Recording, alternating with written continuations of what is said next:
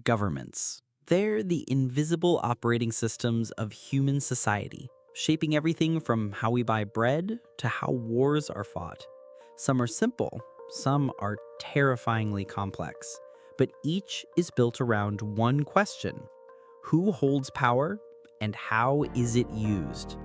In just a few minutes, let's travel through history and across the world to see every major form of government humanity has tried. Spoiler, we've been very creative and often very messy. Let's begin with monarchy, the oldest and most intuitive form of government. Imagine a single ruler, a king or queen, who claims power through bloodline, divine right, or sheer conquest. In absolute monarchies, like France under Louis XIV, the king famously declared, "I am the state." Everything flowed from him: laws, taxes, wars, even fashion trends. Monarchies created stability for centuries, but they also concentrated power dangerously. If your king was brilliant, the nation thrived. If he was incompetent, everyone paid the price. But humans don't always like being ruled from above, and out of this tension came aristocracy and oligarchy. Instead of one ruler, a small elite, nobles, wealthy merchants, or powerful families ran the show.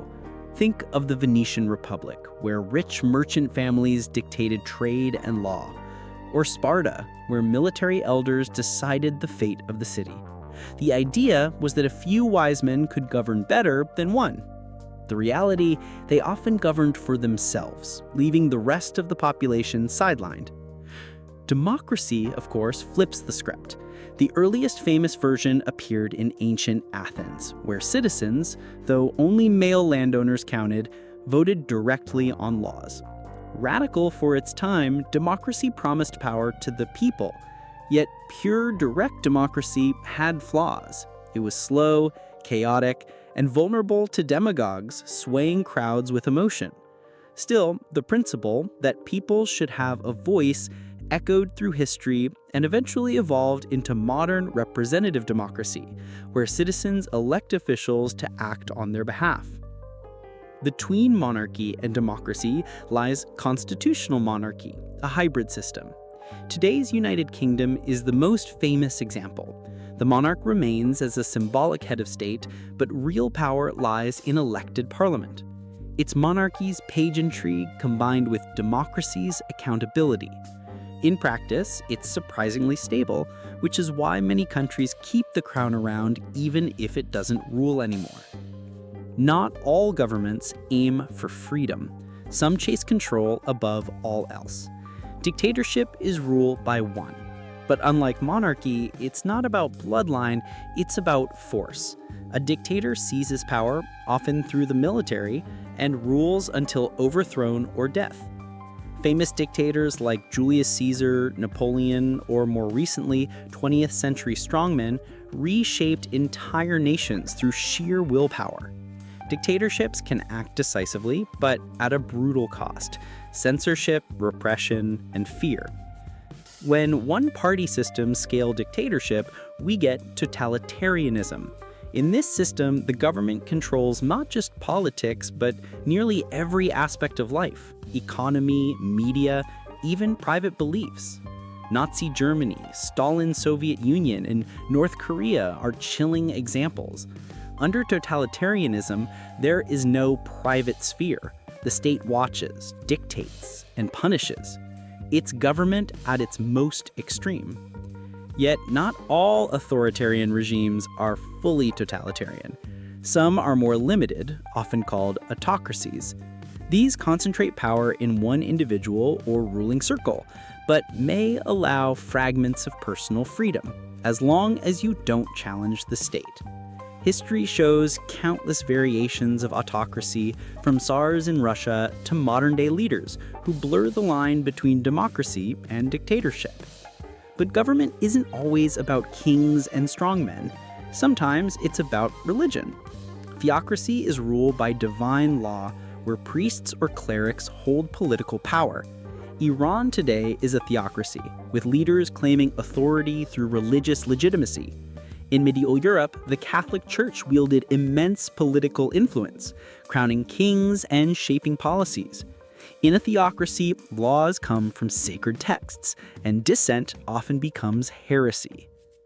There are also governments where nobody seems to be in charge, at least officially. Anarchy, the absence of government, has fascinated philosophers and terrified rulers. True anarchy rarely lasts because vacuums get filled quickly, often by the strongest or most organized faction. Still, anarchist movements have inspired rebellions and utopian experiments, from small communes to revolutionary collectives. Now here's a puzzle for you.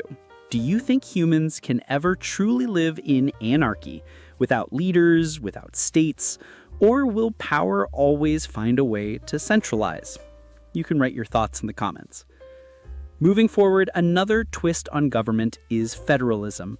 Here, power is shared between a central government and smaller states or provinces. The United States, Germany, and India all practice federalism in different ways.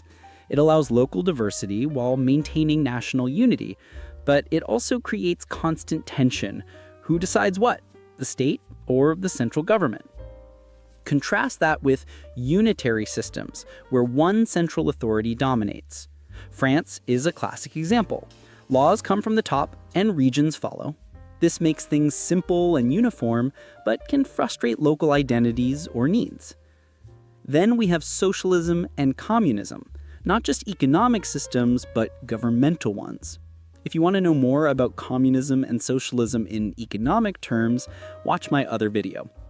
In socialist states, the government often takes control of major industries to promote equality. In theory, resources are distributed more fairly.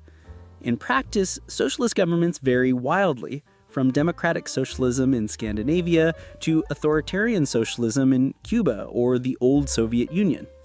Communism, taken to the extreme, aims for a classless, stateless society, where the community owns everything.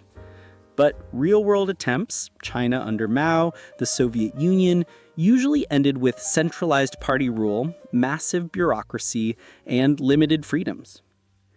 On the opposite side, we find libertarian and minimal state governments.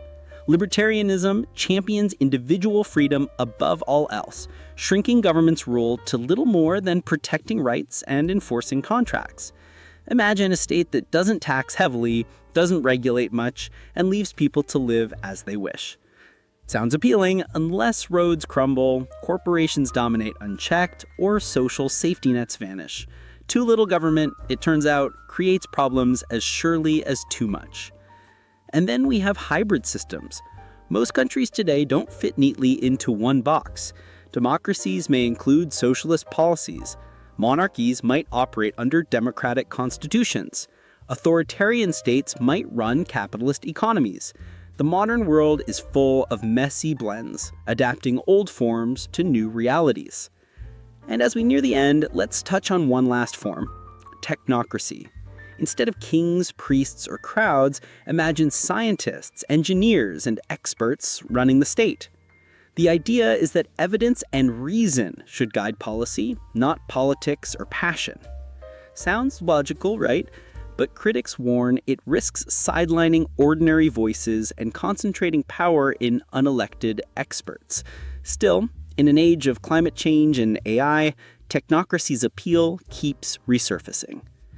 So where does this leave us?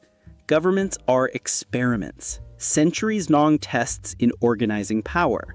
Monarchy promised order, but often delivered tyranny. Democracy promised freedom, but struggles with inefficiency. Dictatorships deliver speed, but destroy rights. Theocracies unify faith and law, but punish dissent. Anarchy inspires, but rarely lasts. Every system has trade-offs.